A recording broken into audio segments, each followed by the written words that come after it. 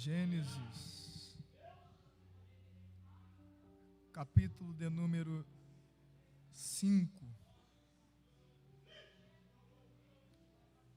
Glória seja dada a este Deus.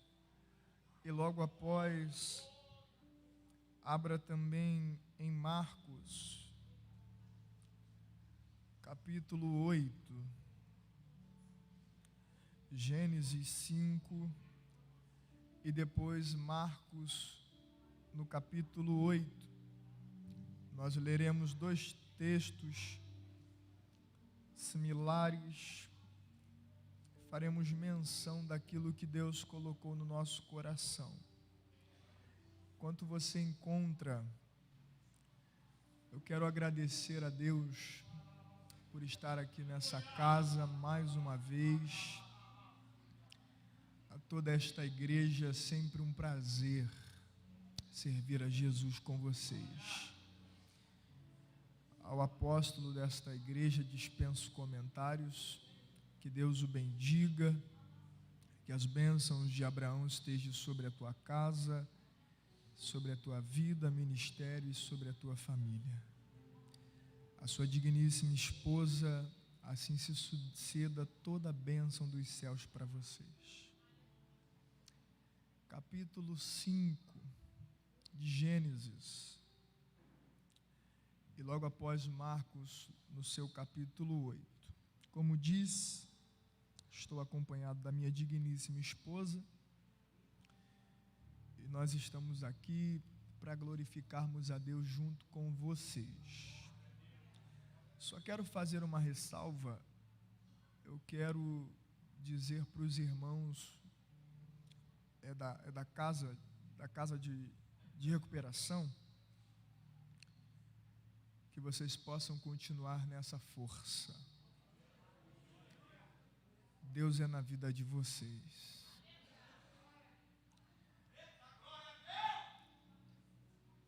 Glória a Deus. Leremos a palavra do Senhor. Quantos encontraram, digam amém. Vamos ler o capítulo 5, vamos ler o versículo de número 20. Capítulo 5, versículo de número 20, que diz assim: E todos os dias de Jered foram 962 anos e morreu. E Enoque viveu 75 anos e gerou a Metusalém. Enoque andou com Deus. Depois gerou Metusalém 300 anos e gerou filhos e filhas. E todos os dias de Enoque foram 365 anos. E Enoque caminhava com Deus, e ele não estava mais, pois Deus o tomou. Marcos, o Evangelho de Marcos, capítulo 8. Vamos ler o verso de número 27, 28 e 29, que diz assim: E saiu Jesus e os seus discípulos para as aldeias de Cesareia de Filipe. No caminho ele perguntou aos seus discípulos, dizendo: Quem dizes aos homens que eu sou? E eles responderam: João Batista. Mas alguns dizem Elias, e outro um dos profetas. E ele lhes disse: Mas vós, quem dizeis que eu sou? E respondendo-lhe Pedro, disse-lhe: Tu és o Cristo. e você se assente glorificando a esse Deus.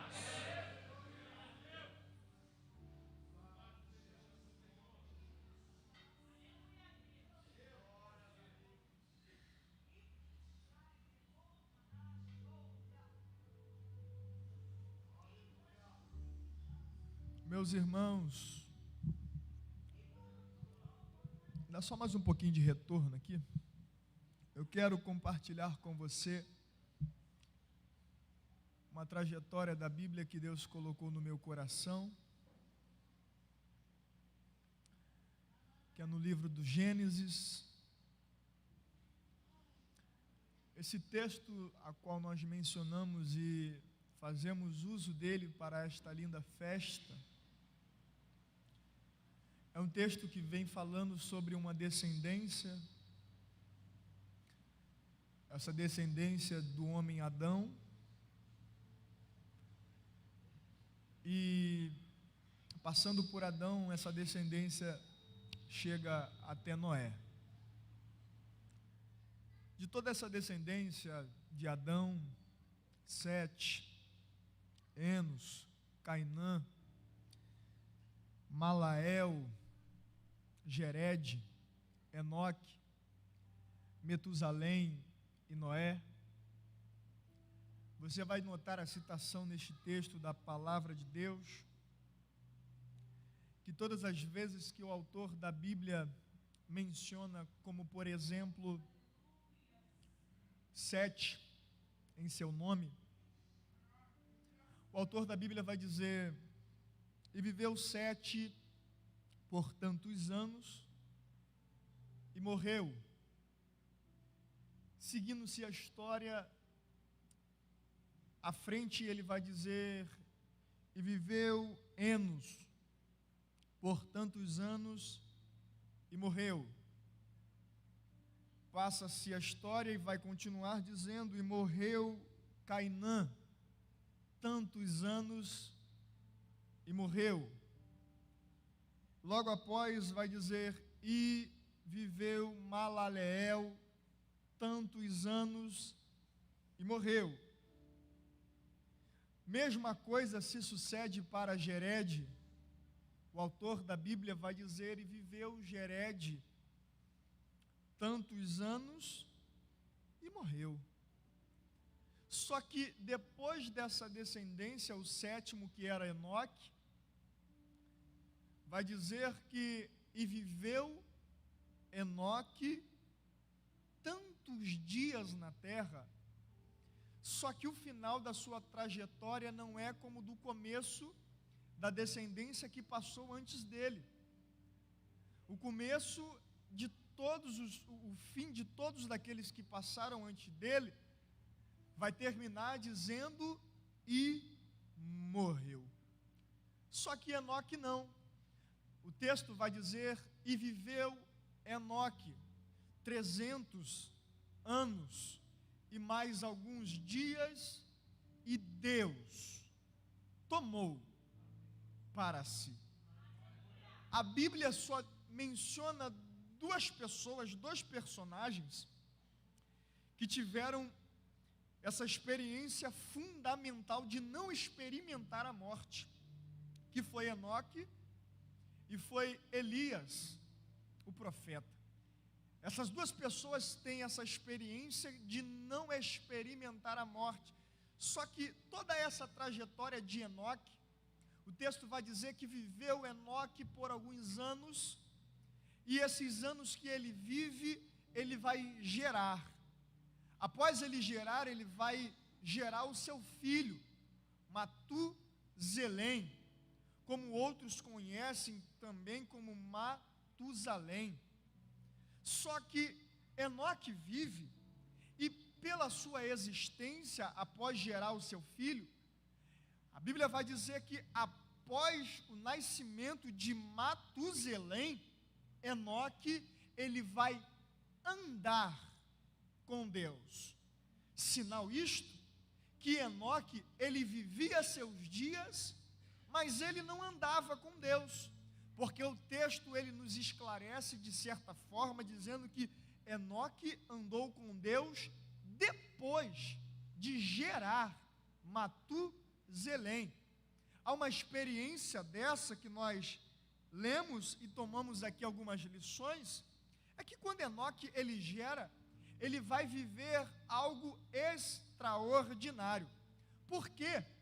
Porque Matusalém, ele tem no seu significado na antiga etimologia hebraica, o seu nome ele tinha um significado em dizer que era aquele que está à morte após virar algo sobrenatural. Esse era o significado da descendência do nome de Matusalém, ou seja, o seu nome significava: está terminando um novo tempo para o começo de algo novo a acontecer. Isso aqui é uma experiência linda, por quê? Porque de toda essa descendência, nós vamos chegar aonde? Na história de Noé. Só que antes de chegarmos em Noé, o texto de Gênesis vai nos dizer que Deus se arrependeu, isso mesmo, Deus se arrependeu de ter criado o homem. E quando Deus ele se arrepende, Matusalém nasce e chega até a geração e a descendência de Noé. Diz o texto que Noé, ele vai ter algumas informações de que daquilo que estava para acontecer. Só que quem revela isso tudo, e quem caminha esses 360 e poucos dias de vida revelando, caminhando, testificando de um Deus que é lindo, poderoso, glorioso, majestoso, é Enoque. Enoque ele vai testificar todas essas coisas, porque o profeta Amós vai nos dizer que Deus não nos deixa enganado. Deus sempre vai revelar aquilo que Ele tem para fazer. Assim foi com Noé. Por quê? Enoque estava vivendo, só que Enoque estava testificando das coisas dos céus. Coisa boa é crente que testifica a coisa do céu, gente. Se tem uma coisa gostosa é crente que vive andando e testificando aquilo que é do céu. Enoque vai testificar todas essas coisas. E Noé, ele vai ter todo um trajeto. Por quê? Enoque vai testificar de um Deus todo-poderoso. E quando chega até Noé, Noé tem um projeto na sua mão. Qual era o projeto de Noé? Noé, construa uma arca. Só que Noé, ele era arador de terra. O que Noé entendia de carpintaria ou de marcenaria? Noé não entendia nada. Só que Deus dá um projeto, e quando Deus dá o projeto, Ele garante aquele a quem Ele chamou para o projeto. Eu ouvi glória a Deus. Ô glória! Deus deu um projeto, e quando Deus dá um projeto, mesmo que você não entenda, Ele te capacita para você executar esse projeto. Noé, vamos construir a arca. Noé constrói a arca, e diz o texto que Noé pega os seus filhos, as suas noras, coloca para dentro da arca. E Noé pega um par de cada animal, coloca para dentro da arca. E o texto vai dizer que Deus falou para Noé: Noé, revista essa arca com betume por dentro e por fora e também por dentro, Noé. Diz o texto que passou-se alguns anos, havia um anúncio de um dilúvio, só que essa geração que é corrupta não acredita na voz daquele a quem Deus mandou falar. Só que essa geração que não escuta vai experimentar da ira de Deus. Escute uma coisa, não queira experimentar da ira de Deus. A Bíblia vai dizer que quando Noé constrói a arca e de repente passa betume por dentro e por fora, diz o texto que um dilúvio acontece. O texto, quando diz que o dilúvio acontece, o dilúvio foi tão forte, mas tão forte, que foi a primeira havia chuva que houve na face da terra, não via-se monte, não via-se montanhas, o mais alto monte não poderia ver, porque a terra se encheu de água. E quando a terra se encheu de água, antes disso acontecer, Deus fecha a porta da arca por fora. E quando isso acontece, gente, Deus vai dar a garantia de todo esse período. Só que o interessante disso tudo é que quando Deus fala para Noé revestir a arca por dentro e por fora, isso aqui é um relógio. Por quê? Esse relógio começou com quem? Com Enoque. Enoque anunciou, depois veio a geração descendente, chegou até Noé. Noé continuou anunciando, o relógio foi andando. Só que ninguém acreditava. Esse primeiro relógio aqui é um relógio que nós podemos classificar como o relógio do Deus Todo-Poderoso para o povo. Só que ninguém dá ouvido.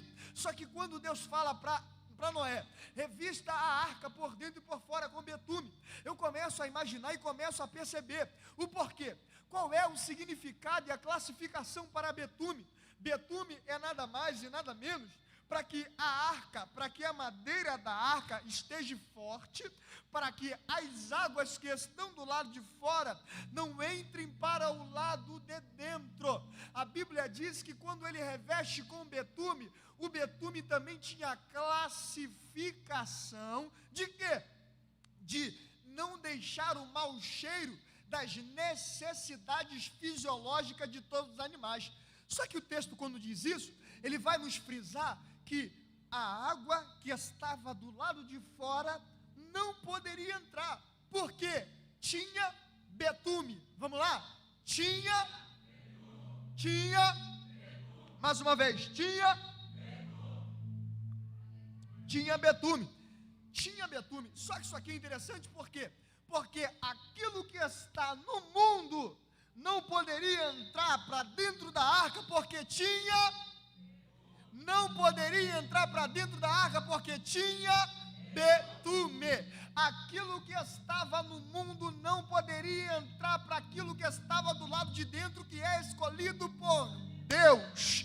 Oh glória! Deixa eu lhe dizer uma coisa nessa noite: o betume já foi derramado em nossas vidas. Qual é, pregador? É o Espírito Santo de Deus que habita dentro de nós. Para quê, pregador? Para que aquilo que está no mundo não entre para o lado de dentro daquele que está. Meu Deus, deixa eu lhe dizer uma coisa: o betume, que é o Espírito Santo, está dentro de você aqui nessa noite, e aquilo que está no mundo não vai entrar dentro de você.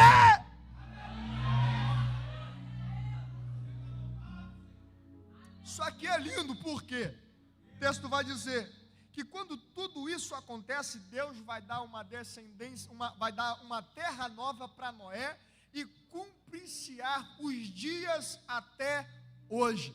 Essa primeira classificação, que nós exemplificamos aqui com todos os descendentes, nós temos o entendimento de que isso aqui é um relógio de Deus. Grave essa palavra, isso aqui é um relógio de Deus, e existe esse relógio, só que foi interrompido pelo povo, porque o povo não obedeceu. Deus queria alertar, só que ninguém dá ouvido. Só que isso acontece também nos dias de Jesus, só que nos dias de Jesus é uma segunda classificação, como se houvesse um outro relógio. Como assim, pregador?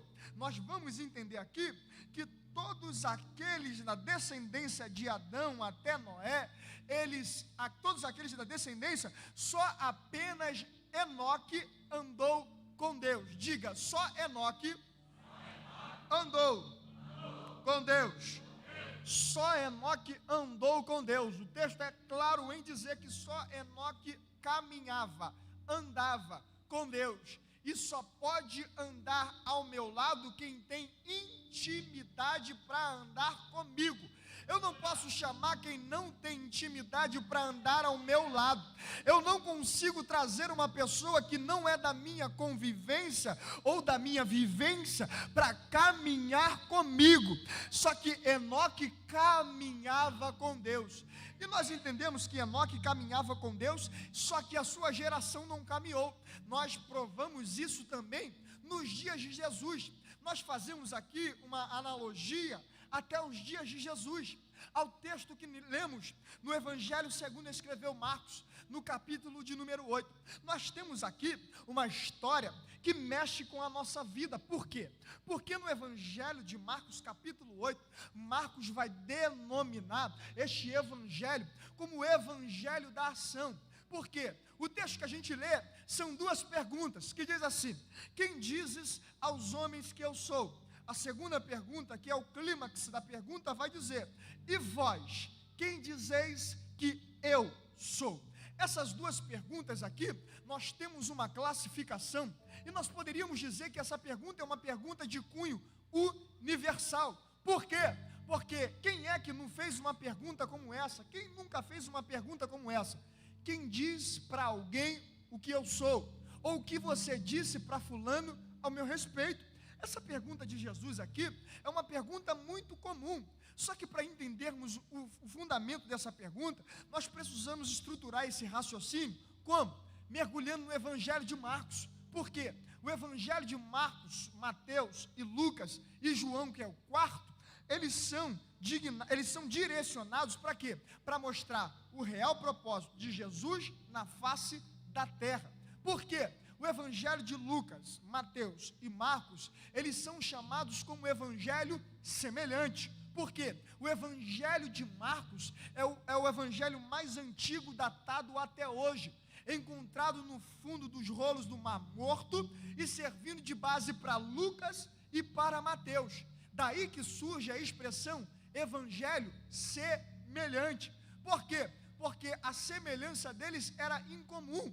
O texto era escrito por autores diferentes, só que os seus textos eram incomum, e não deveria haver diferença no seu conteúdo, só que há. Por quê? Faça isso na tua casa. Leia primeiro o Evangelho de Lucas, leia o Evangelho de Mateus, e depois leia o Evangelho de Marcos por último. Você vai notar que existe uma diferença. Por quê? Porque o Evangelho de Mateus é conhecido como o Evangelho da genealogia de Cristo. E o Evangelho de Marcos é conhecido como o Evangelho da ação.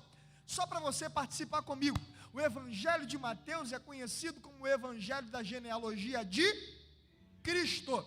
O Evangelho de Mateus é conhecido como o Evangelho da genealogia de Cristo. E o Evangelho de Marcos é conhecido como o Evangelho da ação. Por quê? Porque Mateus, ele está explicitando o real perfil de Cristo na face da terra. As epígrafes de Mateus também é conhecida como o Evangelho do Reino, como aquele que é prometido para as nações, para que veio ao mundo para salvar a todas as pessoas. Só que o Evangelho de Marcos não. O Evangelho de Marcos é conhecido de uma maneira mais popular. O Evangelho de Marcos é conhecido de uma maneira mais distinta, um evangelho que nós conhecemos, que foi escrito na igreja primitiva, como os primeiros. Por quê? Porque o Evangelho de Marcos é denominado como o Evangelho da ação, porque Marcos, quando escreve este Evangelho, Marcos estava em Roma. O que isso é importante? Por quê? Porque a mentalidade romana é diferente da mentalidade grega. Mesmo preservadores da cultura grega, os romanos são diferentes dos gregos. Por quê? Para se apresentar um Deus aos romanos, eles não querem saber do seu intelecto, eles não querem saber da sua inteligência, da sua capacidade, dos seus anéis, dos seus canudos.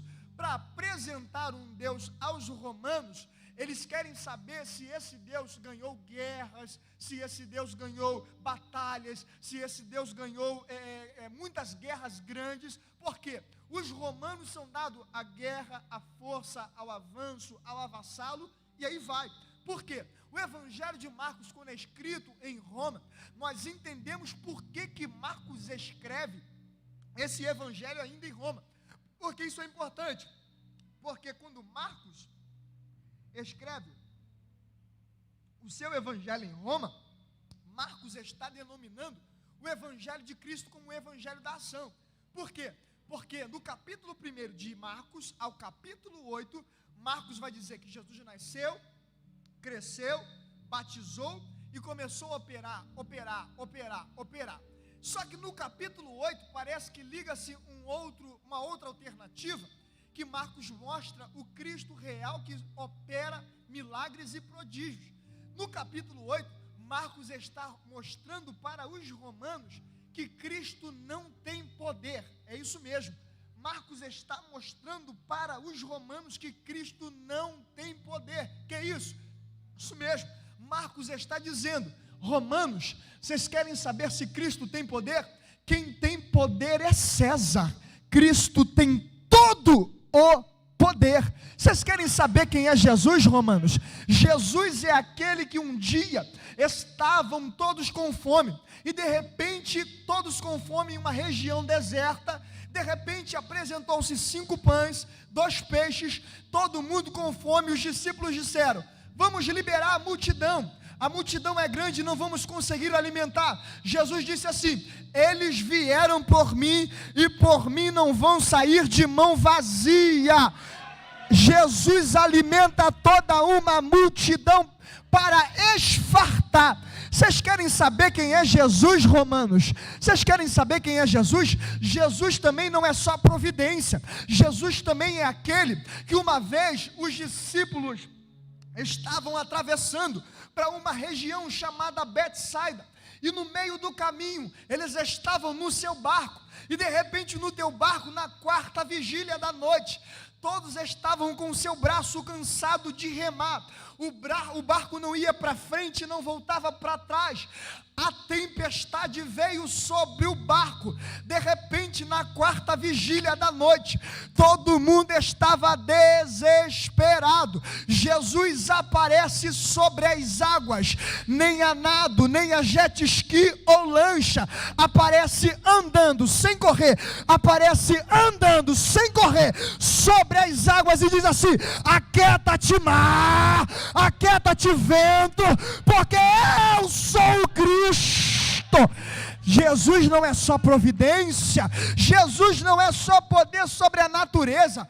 Romanos, vocês querem saber quem é Jesus? Jesus não é só providência, poder sobre a natureza. Jesus também é aquele que um dia entrou sobre uma cidade. Essa cidade tinha um jovem. Esse jovem estava endemoniado. Diz o texto que esse jovem que estava endemoniado era conhecido pelo endemoniado de Gadara. E esse jovem que estava endemoniado, diz a palavra de Deus que ele estava atormentado. As correntes ele arrebentava. Ele andava sepulcro, andava nu, ele arrebentava tudo. Nem cadeias, nem guilhões paravam a vida daquele menino.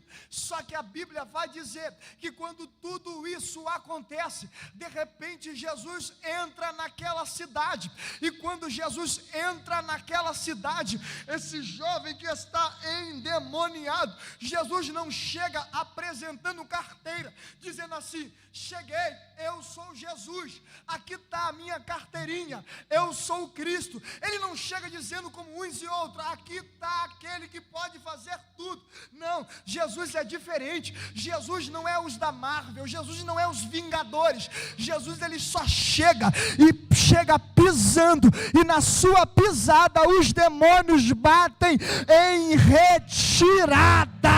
Oh glória! Sabe o que é isso? Esse é o nosso Jesus, e é uma conotação ali na palavra, que diz assim, que quando aquele jovem reconhece que Jesus chega, há uma conotação no hebraico que diz assim, uma palavra prosconios, que quer dizer assim: os demônios reconhecem que existe uma autoridade maior do que aquele que está presente. O que quer dizer isso, pregador? Quando Jesus chega, até os demônios reconhecem que Ele é Deus Todo-Poderoso, para a glória de Deus Pai, e está aqui nessa noite. Será que você pode adorar?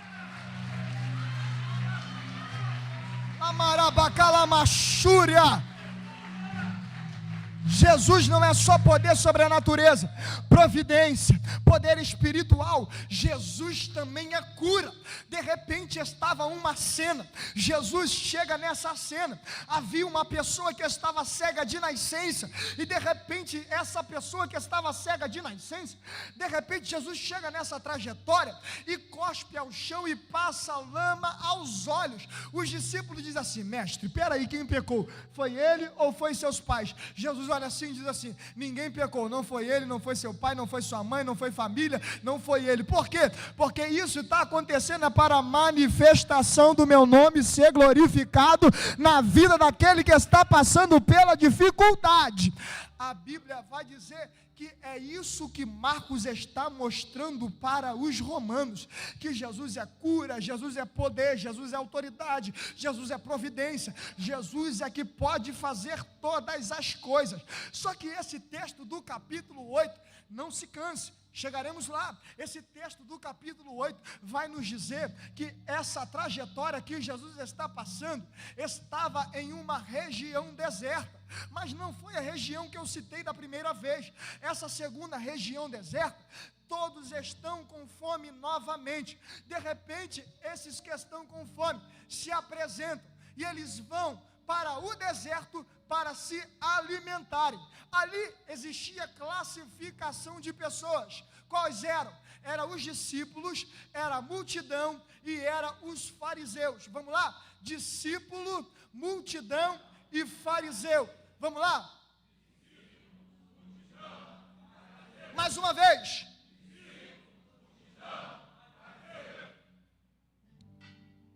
Discípulo, multidão, fariseus. Nessa cena aqui, Jesus se apresenta.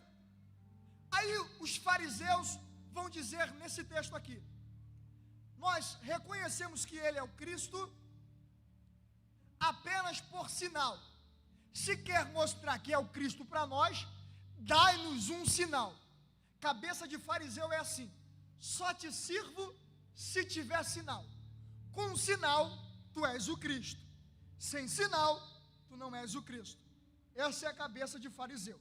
Só que Jesus aqui nesse texto, ele pega os discípulos, para e começa a se perguntar: se eu estou operando, e até agora todos estão duvidando, calma aí, vou fazer diferente. Jesus pega na mão dos discípulos, leva para Cesareia de Filipe.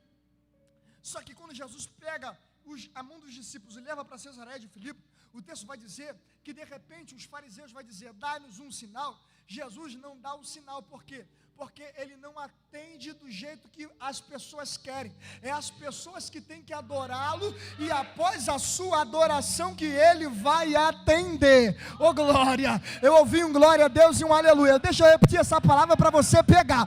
Jesus não vai atender a sua necessidade primeiro, é você que vem até a ele para depois ele atender a sua necessidade. O texto vai dizer assim: eu não faço porque sou, eu sou e por isso faço. Se quer um sinal, siga após mim. Os discípulos duvidosos vão com ele para o barco para Cesareia de Filipe. Só que quando Jesus pega na mão dos discípulos, leva para Cesareia de Filipe, Jesus chega no barco dizendo assim: ó, cuidado, cuidado, cuidado. Os discípulos olham para o outro: cuidado com o quê? Jesus chega dizendo assim, ó: cuidado com o fermento dos fariseus. Sabeis o que é fermento? Fermento é uma massa podre, que a gente tira um pedaço dessa massa podre e anexa na nova, e dá-se o crescimento. Aí Jesus chega gritando assim: cuidado, cuidado, cuidado com o fermento dos fariseus, porque o padeiro de vocês sou eu, e eu não trabalho com podre, eu tiro o podre e coloco o crescimento. Aleluia.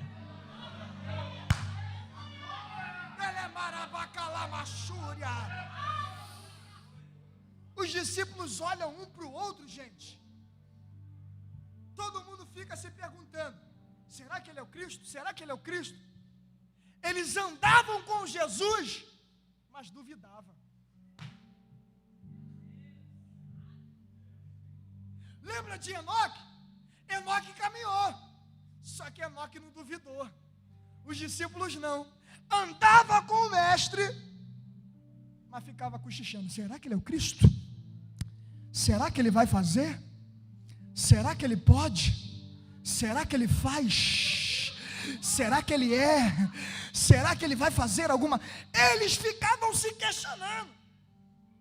Jesus pega na mão deles, leva para Cesareia de Filipe. Chegando em Cesareia de Filipe, Jesus faz a seguinte coisa. Ele olha para um templo grande que o Herodes, o antigo, construiu. Esse templo de mármore, ele era para todos os romanos, gregos e todos da região adorarem aos deuses africanos, deuses asiáticos, todos os deuses que ficavam naquele templo, e aquela adoração era voltada segundo a necessidade. De que forma, pregador? Para você ter uma ideia, preciso me casar, vou lá no templo e vou falar com Deus do amor. Deus do amor, eu preciso de um casamento. Deus do amor me deu um casamento, agora eu vou adorar por causa da minha necessidade. Eles não amavam, eles iam para o templo por causa da necessidade. Preciso me casar, o Deus do amor já me deu um casamento, agora quem casa quer casa. Agora eu vou no Deus da prosperidade. Deus da prosperidade, eu preciso de uma casa. Agora o Deus da prosperidade já me deu a casa, agora quem casou quer casa, também precisa de móveis, eu vou no Deus da imobiliária. Deus da imobiliária, eu estou com uma necessidade e deu para entender? Eles iam segundo as suas necessidades. Agora, eles tinham amor, eles tinham casamento, eles tinham casa, eles tinham móveis, eles iam por causa da necessidade. Já tenho casa, já tenho móvel, já tenho esposa, agora eu preciso de um carro. Ou seja, dá licença aqui, Deus da prosperidade, agora eu vou no Deus da concessionária. Era assim que eles agiam.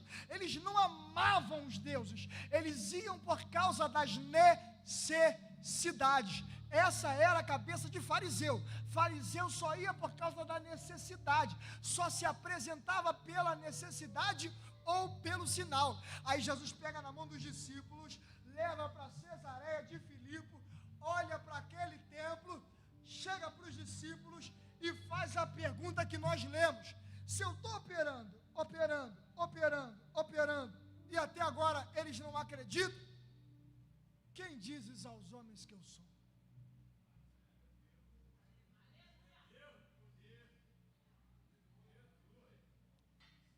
Se fosse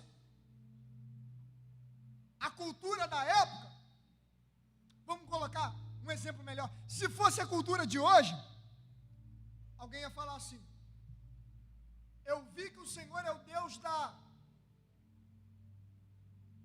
necessidade. Outro iria dizer: eu vi que o Senhor é o Deus do tapete de fogo. Eu vi que o Senhor é o Deus do corredor, que abre portas.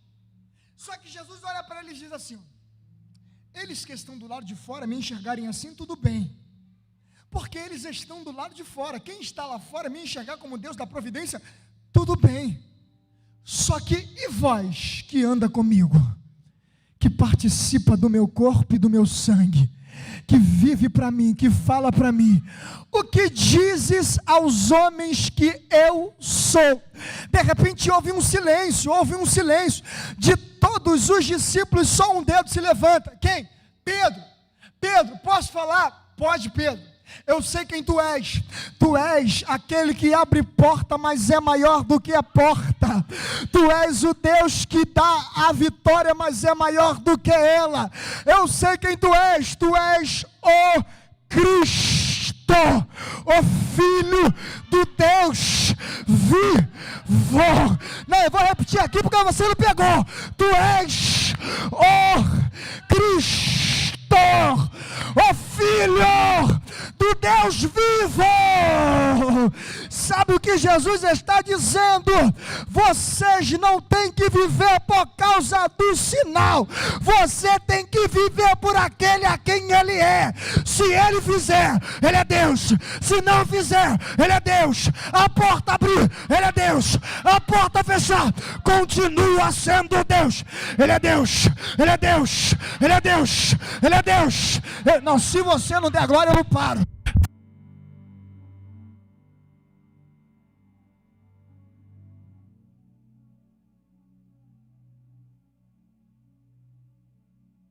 Sem microfone, Ele é Deus. Com microfone ou sem microfone, Ele é Deus. Ele é Deus e está aqui nessa noite. O que você quer dizer? Você não precisa caminhar com Jesus por aquilo que Ele faz. Você tem que caminhar com Jesus por aquilo que Ele é. O que é que Ele é? Deus forte, poderoso, Pai da eternidade e Príncipe da paz. Quem adora pelo aquele a quem Ele é, só tem um destino. Que destino é esse? O céu de glória. Não, glória foi pouco. O destino é o céu de glória. Deixa eu lhe dar essa informação. Cristo está aqui nessa noite e esse relógio está rodando. O final dele é quando? É quando o apóstolo Paulo disse, a carta aos Coríntios, no capítulo de número 15, nem todos dormiremos, mas seremos despertados no abrir e no fechar de olhos, antes do soar da última trombeta, os mortos ressuscitarão. Quem são os mortos? Os mortos são Sete, Adão, Lameleque, Cainã. Esses são os mortos. Só que Enoque não vai ressuscitar. Enoque não. Enoque vai estar ao lado de Deus, esperando a igreja para morar no céu de glória. Pega na mão desse crente que está do teu lado. Pega na mão desse crente que está do teu lado. Diga para ele nessa noite: suporta. Diga mais forte: suporta. O relógio está rodando. Diga: o relógio está rodando. E o fim dessa hora é morar no céu de glória. Só quem pega essa palavra, levante a mão do teu irmão para o céu e dá glória para esse Deus que é todo poderoso. Só quem vai morar no céu.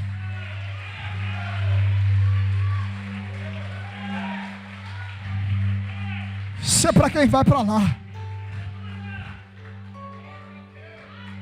Por que esse relógio? Porque é João que fala: filhinhos, não pequeis, e cuidado, porque já é chegado a última. Aleluia.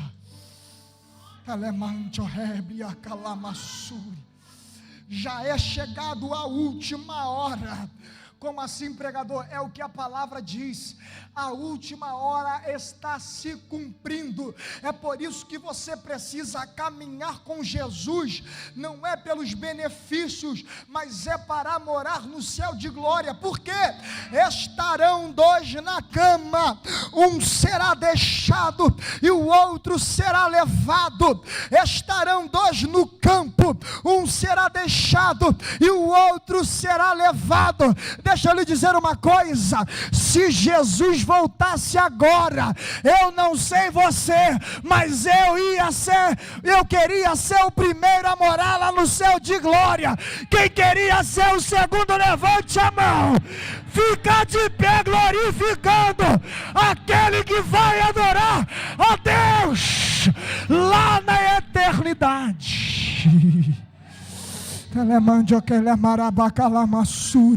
Suporta, suporta, suporta. Jesus está voltando.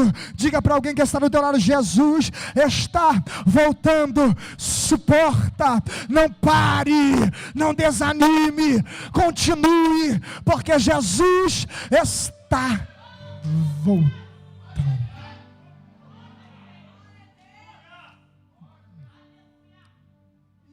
E eu finalizo esse argumento. Pegue na mão desse irmão que está do teu lado, com essas duas colocações. O primeiro relógio de Enoque fechou-se um tempo, Deus tomou para si. E o segundo relógio, que é o da igreja, do tempo de Jesus Cristo, que é o tempo da graça, é o relógio que nós estamos vivendo hoje. E hoje Deus, Jesus, Ele nos prepara para morar no céu de glória. Só que as lutas não cessam, as dificuldades só aumentam. Parece que não existe luz no fim do túnel. Só que existe um Deus que chamou, sabe quem? Não foi apenas os Enoques da igreja, mas foram todos os Enoques da face da terra para continuar caminhando com Ele. De mão dada com esse irmão, glória a Deus. Pode fechar aqui esse corredor de mão dada com esse irmão, aleluia. Diga para o teu irmão que está do teu lado: continue caminhando com Deus. Diga: não pare, não desista, continue caminhando com Deus. Levante a mão do teu irmão para o alto e eu encerro aqui nessa noite. Por quê? Porque eu prego para um povo que não caminha com qualquer pessoa. Eu prego para um povo que não caminha com qualquer pessoa. Enquanto você não der glória, não pare com essa palavra. Eu não caminho para um povo que caminha com qualquer pessoa. Eu prego para um povo, para aqueles que caminham com Deus. Você caminha com Deus? Você caminha com Deus? Você caminha com Deus? Só quem caminha com Deus. Toque o seu céu com teu glória nessa noite. Toque o céu com teu glória nessa noite. Toque o céu com teu glória. Toque o céu. Toque o céu com teu glória. Tem glória da igreja, tem glória dos Enoques, tem glória dos varões, tem glória das irmãs, tem glória, tem glória, tem glória, tem glória, tem glória, tem glória, tem glória.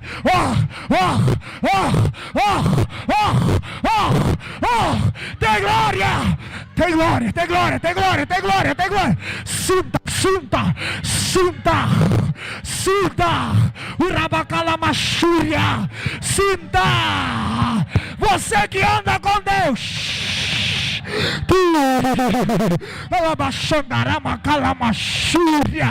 vai pisando nessa dificuldade.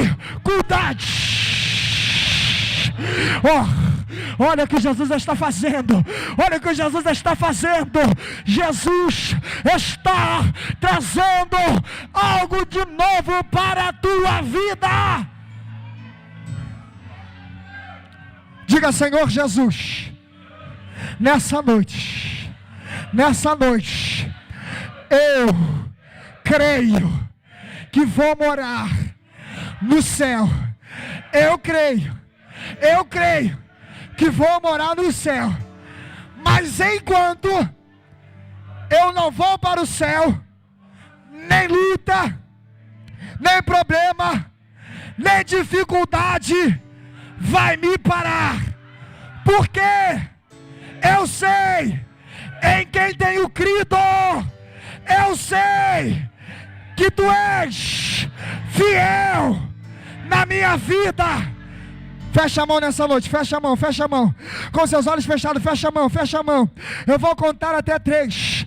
Você vai exemplificar o teu problema, vai jogar no chão e vai passar por cima dele quando eu contar até 3. Porque não tem problema, não tem dificuldade que vai impedir de você morar no céu. Eu vou contar 1, eu conto 2, eu conto 2,5. Oh, glória a Jesus. Eu conto 3. Jogue esse problema no chão, pisa em cima dele, diga: sai problema, sai dificuldade, sai, sai, sai, sai, sai, em nome de Jesus. Aplauda, aplauda, aplauda, aplauda, aplauda.